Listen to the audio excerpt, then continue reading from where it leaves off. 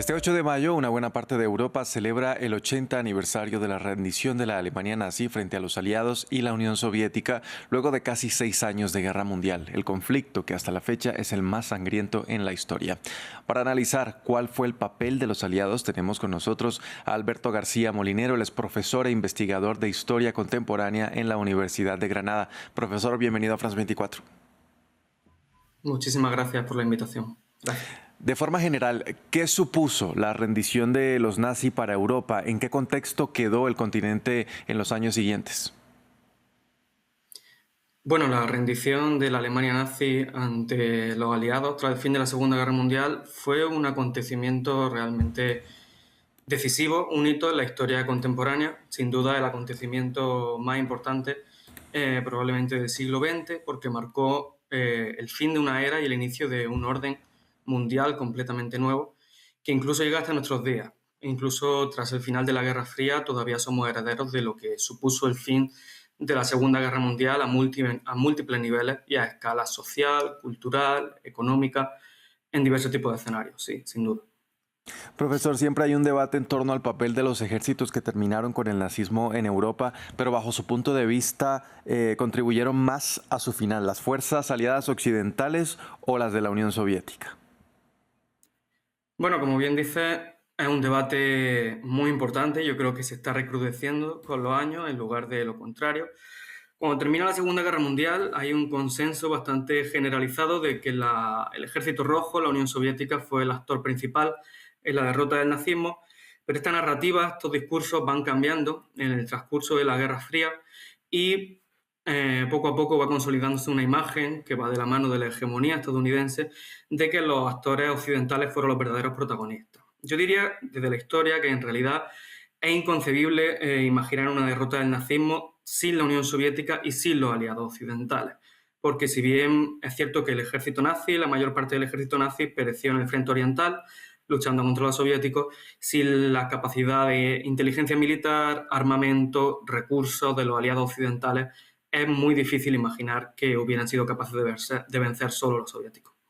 Ahora, ¿cuál fue el papel real de Estados Unidos en esta guerra? ¿Podrían los aliados haber doblegado a los nazis en Washington? No, indudablemente no. Estados Unidos tiene un gran privilegio geográfico por su posición en el mundo, por eso no ha sufrido nunca daños de los grandes conflictos militares contemporáneos, y su grandísimo territorio y grandísima capacidad industrial y militar fue decisiva para empezar para que Inglaterra sobreviviera al empuje nazi, que fue uno de los hechos más importantes en que se frenara, ¿no?, ese avance imparable del ejército nazi, y para seguir en la contraofensiva, ¿no?, inmortalizada en Normandía, pero también en África y en otros muchos territorios estratégicos, donde los estadounidenses tuvieron un rol central. Así que yo, en mi opinión, como historiador, diría que sin Estados Unidos hubiera sido muy difícil que el Tercer Reich cayera de la forma en la que cayó, sí. Profesor, hoy empiezan las conmemoraciones en Europa, en gran parte de los países del continente, pero en Rusia empiezan mañana. ¿Por qué? Bueno, en Rusia tienen su propia memoria en torno al final de la Segunda Guerra Mundial, que se fue construyendo desde el final mismo del conflicto. Para ello es un elemento central no solo respecto a la historia del nazismo, sino su propia identidad nacional, la Gran Guerra Patria, y desde el final mismo de la Segunda Guerra Mundial ha sido considerado un elemento vertebrador de la nueva identidad, primero soviética y ahora rusa, de manera un poco autónoma e independiente a Europa, ¿no? Entonces Rusia siempre ha tenido esa idea de mantener un perfil propio en las conmemoraciones del evento, en un intento un poco de apropiarse, si quiere decirse, de la victoria contra el nazismo, algo que también se hace desde Occidente, pero esto ha marcado un poco la diferencia respecto a los días de la rendición del Tercer Reich, el final de la Segunda Guerra Mundial, y la diferencia un poco en la conmemoración de eventos hasta la actualidad, con el 80 aniversario. Ahora, ¿por qué los aliados occidentales no participaron en la toma de Berlín y todo el trabajo quedó, digámoslo así, en manos de los soviéticos? Sí, Berlín, si tenemos en cuenta la posición geográfica, es una ciudad ubicada en el norte de Europa y muy próxima a Polonia, al frente oriental. Y realmente lo que ocurrió fue una especie de carrera, ¿no?, cuando se ve que la Alemania nazi no va a ser capaz de afrontar el envite ya el año 44. Hay una especie de carrera por ver quién llega antes a la capital. Ahí se dieron mucha prisa también los aliados occidentales por intentar avanzar todo lo posible, pues sabían que una vez pasara el Ejército Rojo, los territorios iban a quedar obviamente bajo influencia soviética.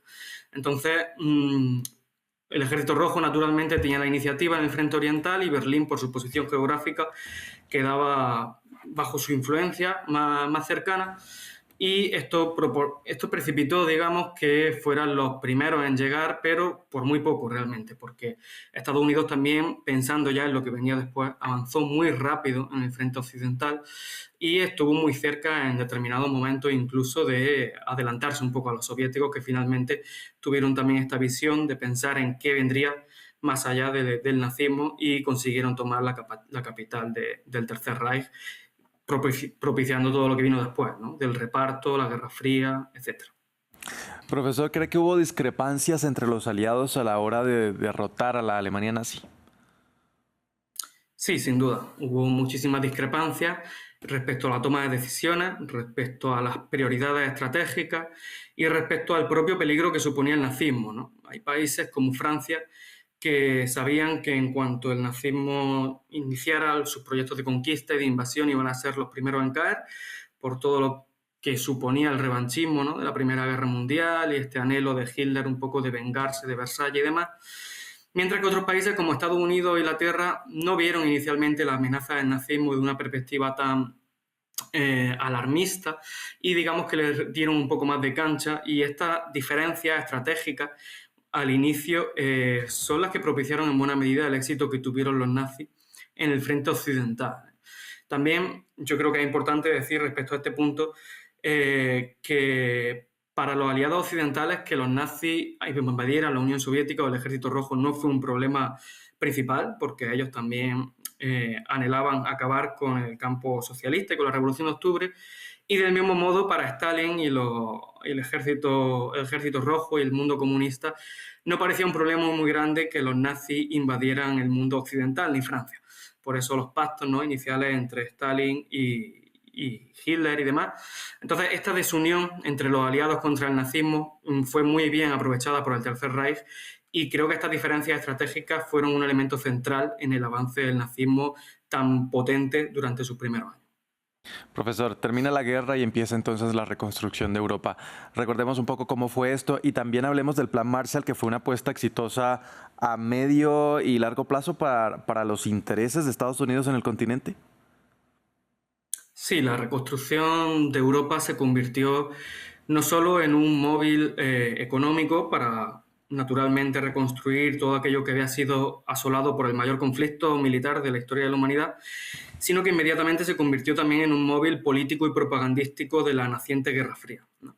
Se convirtió en una competencia voraz por ver qué sistema, si el capitalismo o el comunismo, era capaz de construir una sociedad, o mejor dicho, reconstruir sociedades a la altura del momento de la posguerra.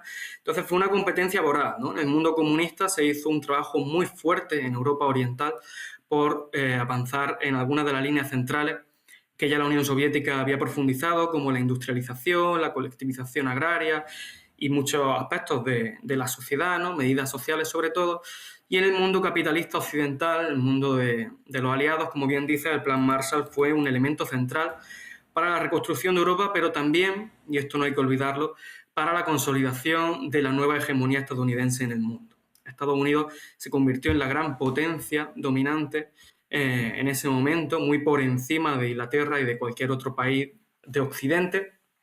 Y en Plan Marshall, si bien tuvo mucho éxito y fue un elemento clave para la reconstrucción de la sociedad europea, Estados Unidos también lo utilizó como un elemento para consolidar su naciente hegemonía. Y hoy día hay acontecimientos que están haciendo que volvamos sobre estos debates, como la escasa capacidad de autonomía estratégica de Europa frente a la guerra de Ucrania, por ejemplo, que es un legado pleno y total de la reconstrucción post-Segunda Guerra Mundial. Bien, Alberto García Molinero, profesor e investigador de Historia Contemporánea en la Universidad de Granada. Gracias por este breve espacio donde también retomamos un poco una clase de historia, por decirlo así, hoy que se conmemora la rendición de la Alemania nazi. Muchísimas gracias por la invitación y por vuestro programa. Gracias.